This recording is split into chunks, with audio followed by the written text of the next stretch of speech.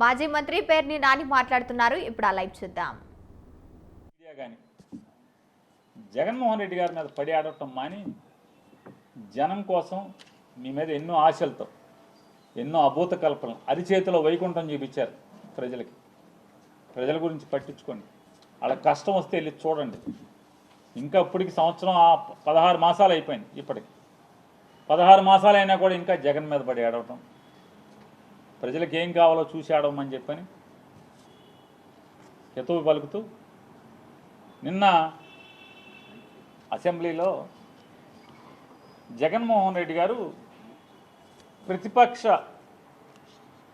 నాయకుడిగా అసెంబ్లీలో నాకు సమయాన్ని ఇచ్చేటువంటి, అంటే పాలకపక్షంతో ధీటుగా ఆంధ్రప్రదేశ్ రాష్ట్రంలో ఉన్నటువంటి ఏకైక అసెంబ్లీలో ఉన్నటువంటి ఏకైక ప్రతిపక్షంగా, ఆంధ్ర రాష్ట్రంలో ప్రభుత్వానికి వ్యతిరేకంగా పనిచేస్తున్నటువంటి ఏకైక పార్టీగా, 40% ఓట్లు తెచ్చుకున్నటువంటి రాజకీయ పార్టీగా, ప్రజల పక్షాన ప్రభుత్వం చేస్తున్నటువంటి పాపాలు, ప్రభుత్వం చేస్తున్నటువంటి తప్పులు, ప్రభుత్వం చేస్తున్నటువంటి మోసాలని నిలదీయటం కోసం అసెంబ్లీలో నా గళం వినిపించడానికి సరైన సమయాన్ని ఇచ్చేదానికి నాకు అవకాశం కల్పించండి అని చెప్పని కోర్టును ఆశ్రయిస్తే, కోర్టు స్పీకర్ గారిని నోటీస్ అందజేస్తే దాని మీద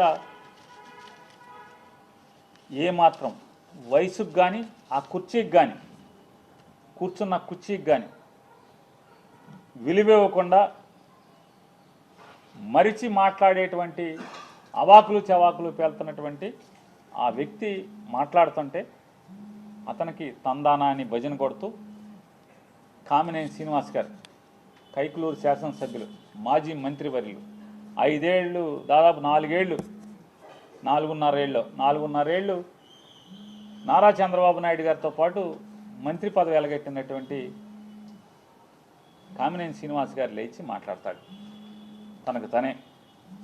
ఈరోజు దాకా ఏ రోజు కైకులూరులో దారుణాలు జరిగినా, కైకులూరులో కష్టాలున్నా, కైకులూరులో రోడ్లు బాగోపోయినా, కైకులూరులో గ్రామాలకు మంచినీళ్ళు రాకపోయినా, కైకులూరులో ప్రజలకు కష్టాలు ఎదురైనా, కైకులూరులో ఒక దళిత వాడ మీద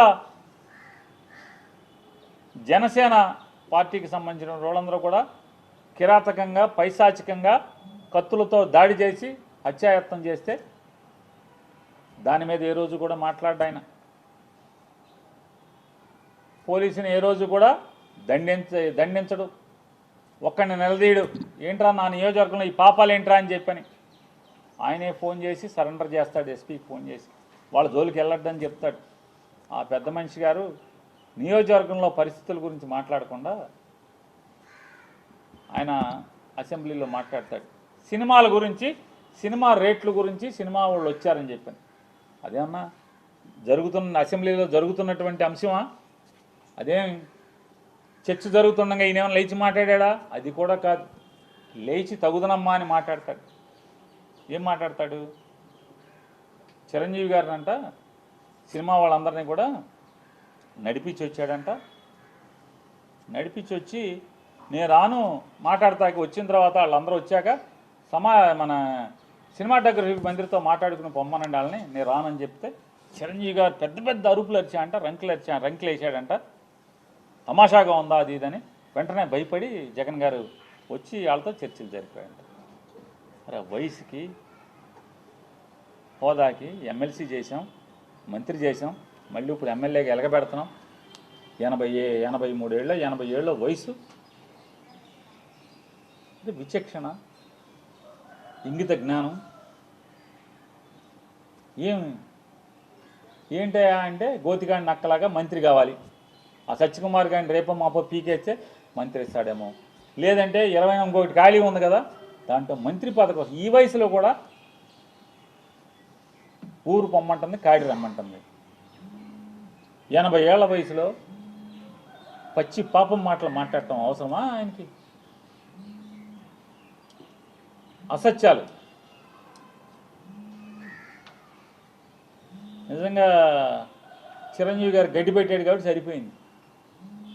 వాళ్ళ తమ్ముడు గారు మాట్లాడినప్పుడు మళ్ళీ తమ్ముడు బాధపడతాడేమని సైలెంట్గా ఉండకుండా అదృష్టవశాత్తు బాలకృష్ణ లేచాడు. బాలకృష్ణ లేచి అంటే బాలకృష్ణ